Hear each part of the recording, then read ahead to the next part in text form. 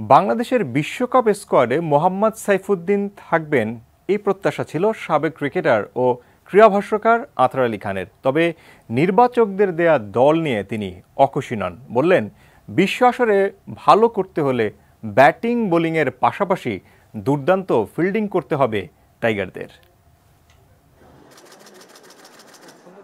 জিম্বাবুয়ের বিপক্ষে বাংলাদেশের পঞ্চম টি-20-র দিনেই নিজের মতো করে টাইগারদের বিশ্বকাপ স্কোয়াড দিয়েছিলেন সাবেক ক্রিকেটার ও ধারাভাষ্যকার আতর আলী খান। বোর্ডের দেয়া বিশ্বকাপ দলের সাথে অনেকটাই মিলে গেছে তার স্কোয়াড। সাইফুদ্দিন এবং তানজিম সাকিবের নাম ছিল এই ধারাভাষ্যকারের স্কোয়াডে। তবে তানজিম থাকলেও বাংলাদেশের টি-20 বিশ্বকাপ স্কোয়াডে জায়গা পাননি সাইফুদ্দিন। এই জায়গাটাই অমিল থাকলেও টাইগারদের দল তার চোখে ভারসাম্যপূর্ণই। সাইফুদ্দিন যেহেতু ব্যাটিং অলরাউন্ডার, আমি ভেবেছিলাম হয়তো সুযোগ পাবে। তারপর আমি মনে করি প্রিটি ব্যালেন্স সাইড।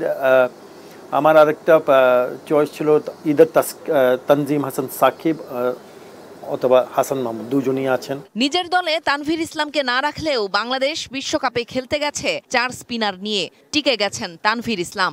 কন্ডিশন বিবেচনায় নির্বাচকদের বাড়তি স্পিনার দলে রাখার সিদ্ধান্তকে ইতিবাচক হিসেবেই দেখছেন আতর Ali Khan. Shakib Al Hasan as an allrounder খেলবে, তার সাথে আমি মনে করি কি মাহদি হাসান ডানহাতি অফ স্পিনার এবং ব্যাটিংও ভালো করে। তার সাথে ঋষাদের হয়তো বা চান্স থাকতে পারে, যেহেতু ডানহাতি লেগ স্পিনার এবং ভালো ব্যাটিং করেছিল।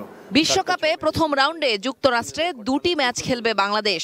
সেখানে দলের জন্য তাসকিনের বোলিং খুবই গুরুত্বপূর্ণ ভূমিকা রাখতে পারে বলে মনে করেন আথার। কিন্তু তার আগে পূর্ণ ফিট হয়ে ছন্দে ফিরতে হবে এই স্পিড স্টারকে। যদি 100% ফিট থাকে এবং 4টি ওভার বল করে দিতে পারলে, তাহলে বাংলাদেশের সুযোগ কিন্তু জয়ের সুযোগটা বেড়ে যাচ্ছে।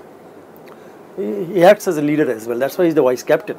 I think that's a great decision, আমি মনে করি। ব্যাটারদের অফ ফর্ম নিয়ে যখন দুশ্চিন্তায় সবাই, তখন বিশ্ব মঞ্চে ভালো ফিল্ডিং এর প্রয়োজনীয়তাও মনে করিয়ে দিলেন জাতীয় দলের এই সাবেক cricketer. Fielding will B a big thing এই টুর্নামেন্টে।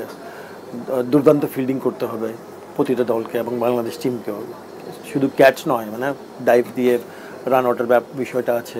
চেনিয়া চিসিম, এটিএন নিউজ, ঢাকা।